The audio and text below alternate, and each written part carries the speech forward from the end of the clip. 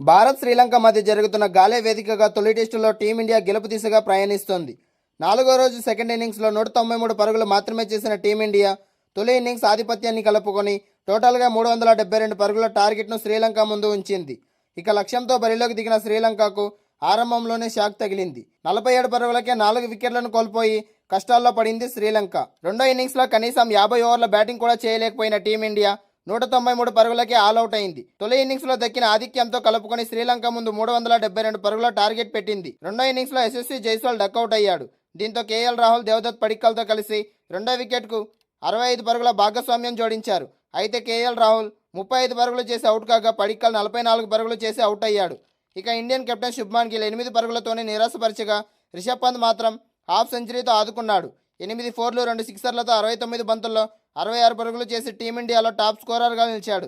అయితే ఈ మ్యాచ్లో 2 సిక్సర్లతో కలిపి టెస్టుల్లో 100 సిక్సర్లు బాదిన మొట్టమొదటి బ్యాటర్గా రిషబ్ పంత్ రికార్డు సృష్టించాడు. ఇక ఆ తర్వాత వచ్చిన బ్యాట్స్మెన్లు వరుసగా వికెట్లు కోల్పోవడంతో టీమిండియా కేవలం 193 పరుగులకు ఆల్అవుట్ అయింది. అయితే శ్రీలంక ముందు 372 పరుగుల టార్గెట్ టీమిండియాకు వర్కౌట్ అవుతుందా అంటే ఖచ్చితంగా వర్కౌట్ అవుతుందనే చెప్పాలి. ఈ మ్యాచ్లో గెలిచే అవకాశాలు టీమిండియాకు ఎక్కువ శాతం ఉన్నాయి. అయితే వర్షం అంతరాయం కలిగిస్తే శ్రీలంక డ్రా కోసం మొగ్గు చూపే అవకాశం ఉంది.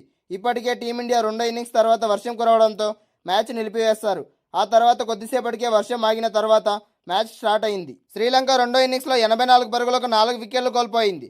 ఇక టీమిండియాకు కావాల్సింది కేవలం 6 వికెట్లు మాత్రమే. ఇంకా శ్రీలంకలో చూసుకుంటే నిషాన్ మధుశంక 6 పరుగులు చేసి అవుట్ అయ్యాడు. లహీరు ఉదార 16 పరుగులు, సూర్య బండారా 0, కమిండో మెండిస్ 2 పరుగులు చేసి అవుట్ అయ్యారు. దీంతో శ్రీలంక రెండో ఇన్నింగ్స్లో 84 పరుగులు చేసింది. అలాగే 4 వికెట్లు కోల్పోయింది. ఇంకా ఐదో రోజు చూసుకుంటే ఇండియా గెలవాలంటే ఖచ్చితంగా 6 వికెట్లు తీసుకోవాలి. లేదా 6 వికెట్లు తీసుకోకపోతే శ్రీలంక ఖచ్చితంగా డ్రా కోసం చూసే అవకాశాలు ఉన్నాయి. ఇంకా ఇండియన్ బౌలింగ్ చూసుకుంటే మొహమ్మద్ సిరాజ్ అలాగే ప్రసిద్ధ్ కృష్ణకి ఒక్కొక్క వికెట్ దక్కింది. ఇంకా మానవ్ సుతార్ 2 వికెట్లు తీసుకున్నాడు. శ్రీలంక గడ్డపై స్పిన్నర్లు విజృంభించడంతో తొలి టెస్టులో భారత్ పట్టు బిగించింది. తొలి ఇన్నింగ్స్లో 462 పరుగుల భారీ స్కోర్ చేసిన టీమిండియా ఇక మూడో రోజు తొలి ఇన్నింగ్స్లో ఆతిథ్య జట్టును 284 పరుగులకే కుప్పకూల్చింది. మానవ్ సుతార్, రవీంద్ర జడేజా స్పిన్ మాయకు లంక కుదేలైంది. 90 పరుగులకు 5 వికెట్లు కోల్పోయి కష్టాల్లో పడిన లంకను దినుషా డిక్వెల్లా 6వ వికెట్కు 146 పరుగులు జోడించి ఆ జట్టు యొక్క గౌరవప్రదమైన స్కోర్ చేయడంలో వాళ్ళు కీలక పాత్ర పోషించారు. అయితే తొలి ఇన్నింగ్స్లో భారత్కు 178 రన్స్ ఆధిక్యం దక్కగా నాలుగో రోజు గిల్సేన వేగంగా ఆడి ప్రత్యర్థి ఎదుట భారీ లక్ష్యాన్ని నిర్దేశిస్తే గాలి టెస్ట్ మన చేతికి వచ్చినట్టే. దాదాపు లంక ముందు 400 పరుగుల టార్గెట్ ఉంచాల్సి ఉంది. ఇప్పటికే 178 పరుగుల ఆధిక్యంలో ఉన్న టీమిండియా నాలుగో రోజు 200కు పైగా పరుగులు సాధించి మొత్తంగా 400 పరుగుల టార్గెట్గా ఉంచితే టీమిండియాకు గెలుపు అవకాశాలు 100% ఉంటాయి. అయితే టార్గెట్ ఎంత వచ్చినా టీమిండియా విజయ అవకాశాలు వరుణుడి చేతిలోనే ఉంది.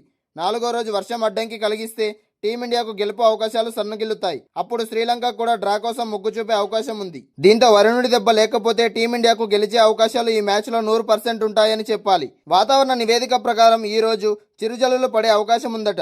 అయితే మ్యాచ్ రద్దయ్యేంత వర్షం కాదని, చివరి రోజు అంటే ఐదో రోజు మాత్రం ఎటువంటి వర్షం ముప్పు లేదని వెదర్ రిపోర్ట్ చెప్తోంది.